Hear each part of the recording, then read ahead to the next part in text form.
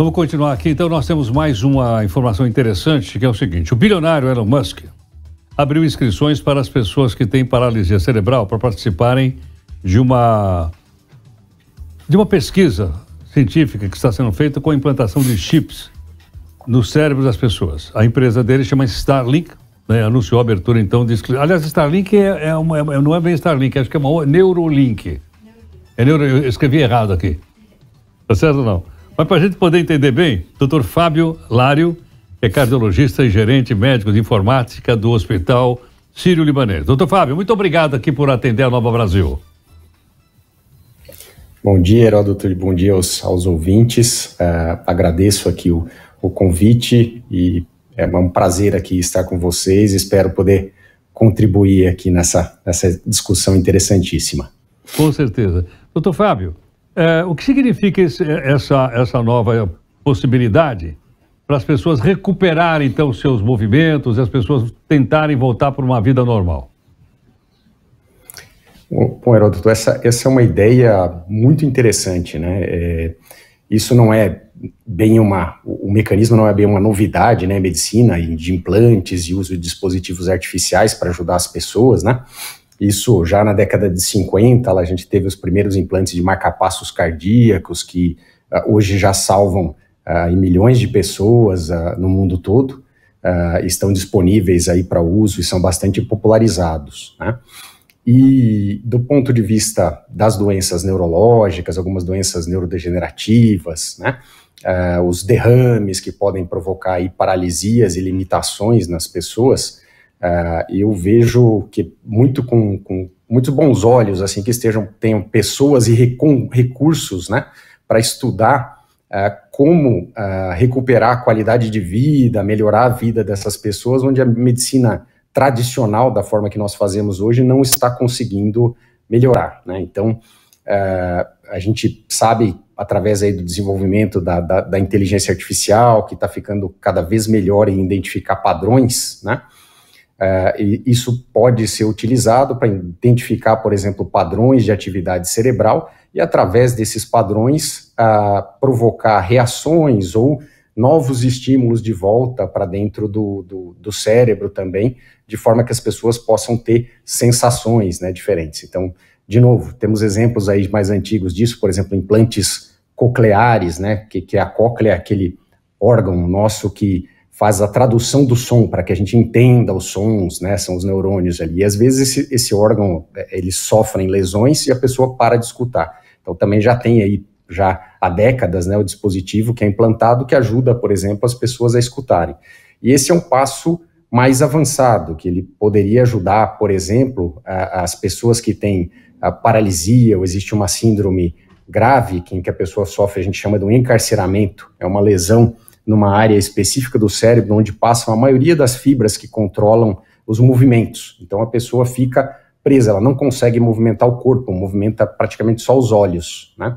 Então esse tipo de dispositivo poderia ajudar a pessoa a controlar computadores, controlar órteses ou elementos que ajudassem na comunicação, por exemplo. Então é um passo bastante interessante. Pergunta de leigo, obviamente. A implantação de um chip como esse seria o que? Seria um estímulo elétrico para essa região do cérebro ou não? Isso, perfeito, Heródoto. Esses chips, né, com implante, eles são capazes de sentir os estímulos elétricos desencadeados aí pelos neurônios do cérebro, que essa é a forma de comunicação, né, entre nossos neurônios. Eles geram aí potenciais elétricos. Esses chips, eles captam esses potenciais elétricos, conseguem reconhecer os padrões de ativação e, através do treinamento desses padrões de ativação, eles poderiam reproduzir as intenções das pessoas, né? Então, existem aí alguns estudos com esse próprio time aí que conseguiu reproduzir com que animais movimentassem braços robóticos à distância, né? Só com o pensamento, através desse reconhecimento de padrão de intenção aí cerebral, né? E outras aplicações possíveis são devolver, como eu falei, como a gente falou lá do som, devolver esses estímulos sentidos do ambiente para as regiões do cérebro que podem de volta a interpretar, né? Então, por exemplo, uma aplicação possível seria a pessoa ter a sensação de tocar alguma coisa com uma prótese, alguma coisa nesse sentido. Então, é bastante interessante ver que estamos avançando nesse sentido aí, em que a medicina tradicional ainda não conseguiu avançar. Então, Fábio, nós como leigo, quando a gente vê uma notícia dessa, a primeira pergunta é o seguinte: será que vai levar muito tempo ainda essa pesquisa? É coisa para, geralmente, anuncia mais depois de 3 anos, 5 anos, às vezes 10 anos. Essa daqui é possível fazer uma avaliação ou não? Essa pergunta é muito boa, Heródoto, e sim, eu acho que você tem razão, né? Todos esses procedimentos que são de caráter experimental, é muito importante que essa pesquisa e esses procedimentos, eles sejam conduzidos de forma padronizada, ética, né? E seguindo princípios regulatórios aqui. Por quê? Porque a gente tem que garantir não só que funcione, mas que as pessoas que estão participando desses experimentos não sofram lesões inesperadas, não tenham riscos inesperados, que entendam, né, que é um procedimento experimental quando participam desse experimento.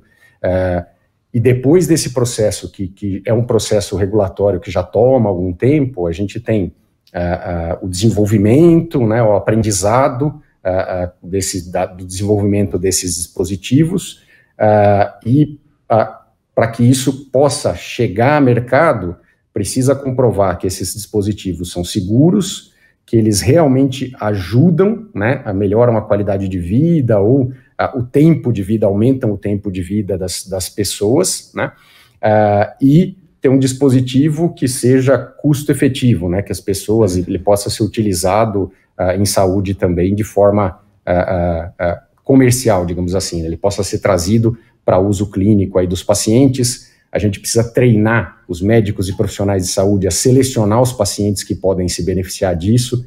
Esse processo costuma demorar aí entre 5 e 10 anos até que uma inovação realmente chegue ao mercado de forma assim mais ampla. Perfeito. Doutor Fábio, muito obrigado por atender aqui a Nova Brasil. Eu que agradeço, Heródoto. Um prazer estar aqui com vocês. Bom dia a todos e bom fim de semana. Igualmente. Doutor Fábio Lário é cardiologista, gerente médico de informática clínica do Hospital Sírio-Libanês. Paulo, você já viu que interessante? Ele não é só médico, ele é gerente médico de informática. Pois é, até na medicina também vai ampliando ali as funções, as atribuições. Né? E o médico hoje também, ele acaba, de certa forma, como tem aquelas cirurgias robóticas, ele estuda muito isso também. Pois é, aí, ó. Né?